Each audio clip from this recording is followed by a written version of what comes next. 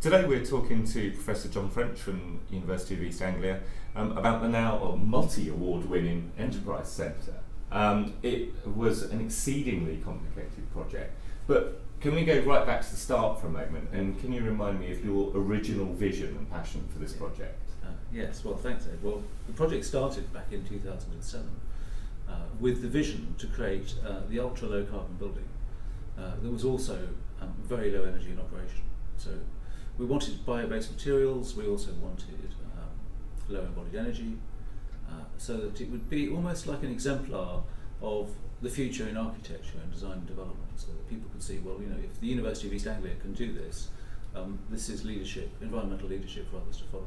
So it was quite a rich mixture of key performance items that were built into it right at the start. So in trying to achieve that vision, you managed to build in a lot of complications to what would otherwise just be a building. Talk me through what some of those complications meant. Yeah, I mean, it's quite hard to provide an exemplary low carbon building, you know, in its totality. There are so many things you can write into it. So we went for passive house, BREEAM outstanding standards, and 70% bio-based materials, local supply chains. We also wanted it to reflect East Anglia in its vernacular. So all of those things, quite demanding. If that wasn't enough, we then decided it also needed to demonstrate how you can use natural materials in the environment, so that the users of the building can actually enjoy, you know, the quality of the built environment. So all of these things were pretty complicated. I think we hadn't originally planned for passive house. Right. That really was almost a bridge too far for us in terms of complication, because we had to cope with the air tightness challenge on top of everything else. So I was the project director, and I was responsible for raising the funding for the project. So I had, I suppose, a unique view as the client, which was I wasn't going to just hand it over to somebody else to do. I had to keep a fairly close rein on the project to make sure that all the funders, research councils, European funding, and so on, we actually, you know, delivered what we said we were going to deliver. We didn't actually dilute it after we started and just say, oh well, we just said that to get the money, but we're not actually going to do it. We had to see this through. So for that reason, right at the start, we decided to use not only single point delivery, but also collaborative working. And those were decisions that were taken right back, probably October 2008, early 2009. As we were developing the funding package, we knew we would have to use collaborative working to make this work. And I mean, any single one of those items that you mentioned would add complexity to any project. To plan for all of them, and even adding, as you said, adding passive house later. So as far as the collaborative working side goes, was it your impression that to achieve all of those different goals, it was the only sort of working method that would enable you to achieve that? Well, as you know, Ed, collaborative working is relatively new in the sector. Yeah. People talk about it in terms of ways of sharing a consensus across a project and having a kind of high-performing team. But the reality is that most people don't employ collaborative working systematically. No. That's my assessment. I'm not from the built environment sector, I should say, but project management is something I've done a lot of. So it's really essential that you get a methodology in place. That if you're going to do collaborative working, you think about how you're going to use collaborative workshops, how you're going to share a charter across the project, how you're going to monitor the behaviour of the team, so that they feel their decisions are being, their views are being listened to and being built into decisions and views that are being taken forward. So for me, it's about consensus-based management. Now that's not unusual in the university sector, so it's probably not as alien for me as it might be for other people to do this, actually, because you get a lot of consensus-based projects in universities.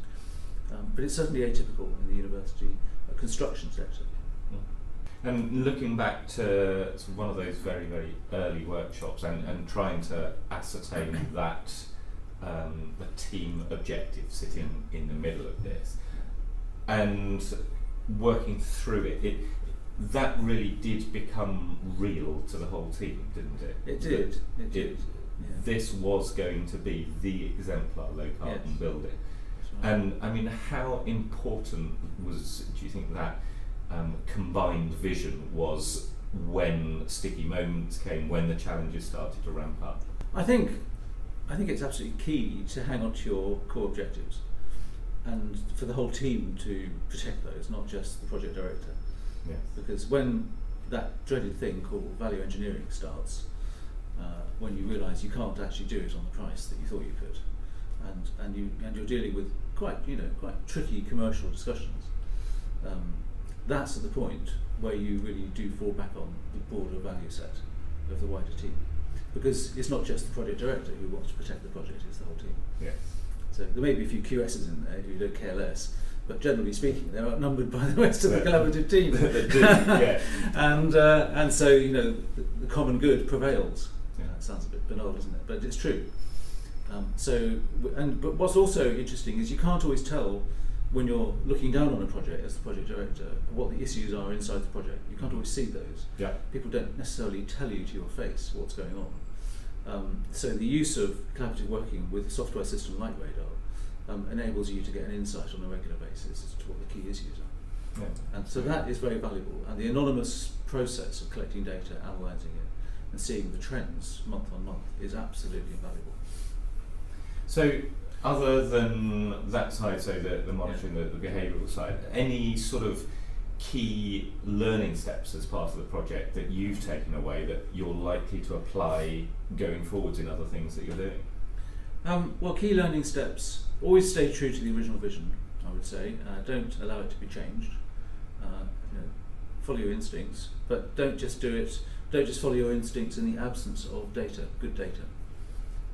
And so I think collaborative working, in terms of how it's understood, needs not to be seen as some kind of happy-clappy team building event, which everybody just shares experiences. Yeah. It's about analysis. You have to see it in terms of, this is a technique that you can use. It's about building high-performance teams and then working with them, then using collaborative working to enable them to continue to be high-performance teams. That's critical. And for them to share in that experience. It's a positive experience being part of a high-performing team. Everybody takes a pride in it. So it's no longer somebody just saying that's how it has to be, it's about the team. So I think, yes, I would adopt this methodology, I think, in most spheres of working, where you're dealing with a large multi-million-pound project. I don't think it matters whether it's a building or not. No. I think it's the fact that you've got a large responsibility matrix that's sitting there, and you've got to enable others to deliver it for you. Now, you're not a man to stand still. Come on, what's next for ADAPT and for John French? Well, we've got two initiatives at the moment in the University of East Anglia that I'm involved in. One is this new venture capital fund, which is about investment into low carbon businesses, green technology companies that can export back into China. This goes back to some work I did a few years ago about how can you help China decarbonise its economy. We do a lot of work in investment, so our thinking is let's get some of our leading high-tech companies working and investing in China, but we'll use the capital from Chinese capitalists to support that process. This is probably going to be upwards of a £200 million project, and it requires essentially a strong and joined-up team across all parties. So I'm really looking forward to seeing how we can adopt collaborative working in this context. Yes, a very different use, but that's right. Going to be interesting. And then the other project I've been asked to help with is a disability centre in Great Yarmouth. Okay. And now this is a bit off the wall for me, really, but it's actually quite important because there's an awful lot of social deprivation in Britain at the moment. It's getting markedly worse. And this disability centre has several hundred members who travel into this day centre for care. They're all disabled, wheelchair bound, or have got some kind of disability, sometimes mental illness. Right. And they're living out of porta cabins, and they have been for the last 10 years. Right. And they've been to see the Enterprise Centre, and the team that run this disability centre are so charged up that we're thinking, well, if these people were involved in design development themselves, and we put together a funding package, we could do something quite radical in terms of supporting disability. Right. And given that Great Yarmouth is an enterprise zone, we're seeing, well, let's see what we can do, and let's look at it from a different direction. Let's look at what we can do in terms of a business suite for disabled people, right? So that they can be economically active, built into the architecture. So this is going to create a specification, a bit like the Enterprise Centre, which was all about inspirational workspace, for green businesses. Yeah. I think this is going to be about an inspirational workplace for people with disability, and to try and unlock potential. So that's the next, for me, that's my next construction project. Right. To see if we can pull that off, and see if we can carry on what we've started. Well, it sounds challenging and hopefully very rewarding again. Yeah. Well, fingers crossed. Absolutely. So, well, John, thank you very much for coming and sharing some thoughts with us. That's a pleasure, Ed. Thank you very much.